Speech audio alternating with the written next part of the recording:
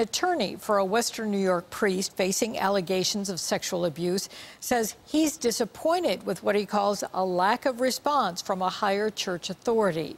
Michael Taheri has argued that the process used by the Diocese of Buffalo to investigate priests is flawed. News 4's Luke Moretti has the latest. This system that the bishop has put in place has failed the priests at every level. It's a horrible system that does not comport with any sense of fairness or due process. Once again, attorney Mike Taheri is taking aim at the Catholic Diocese of Buffalo over what he says is a process that lacks fairness and due process when dealing with priests accused of sex abuse. This is a situation where the institutional church has elected to keep everything so close to the vest for the victims and for the accused. Taheri represents retired priest Samuel Vinay, who was placed on administrative leave in June after Bishop Richard Malone found that a decades-old sex abuse allegation was substantiated. The allegation stems back to the 1980s, when Vinay worked at Our Lady of Pompeii Catholic Church in Lancaster. We still need to get it right for all these priests. Taheri wrote to Cardinal Sean O'Malley, the Archbishop of Boston and the Pope's chief advisor on sex abuse matters. He writes, "The process used in Buffalo is deeply flawed and violates any simple definition of due process and basic principles of fairness."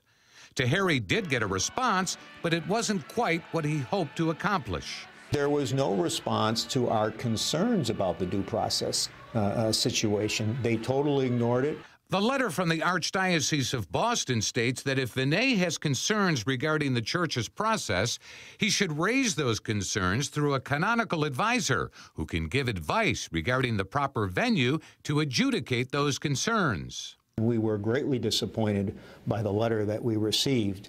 It offered absolutely no improvement to this unfair system.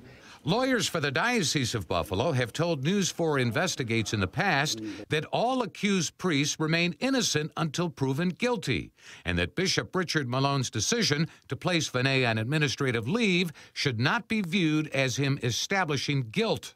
You have a bishop like Bishop Malone, who I've seen personally agonize over these decisions. I have seen him worry and wonder about whether he's doing the right thing to protect the priest or to protect the children. Where does the balance lie? How do you make that decision? It's extremely difficult. In fact, the letter from the Archdiocese of Boston states Father Vinay's case has not been adjudicated or affirmed and has neither been set for trial or extrajudicial process. The case remains a matter under litigation. At some point, the Vinay case moves to Rome for a final determination. I don't think there is any credible evidence to believe that the tribunal in Rome is going to be any more forthright than what's going on in the city, in the Diocese of the City of Buffalo. Now, Taheri sent another letter asking again that Cardinal O'Malley, in his capacity as president of the Vatican's Commission for Protecting Young People, review the procedures used here in Buffalo. In response to Taheri's criticism, the Buffalo Diocese in a statement says the local review board process is a screening process to determine if cases should be sent to Rome, and that once a case reaches a trial stage, an accused priest has a number of rights that can be asserted. Luke Moretti, News 4.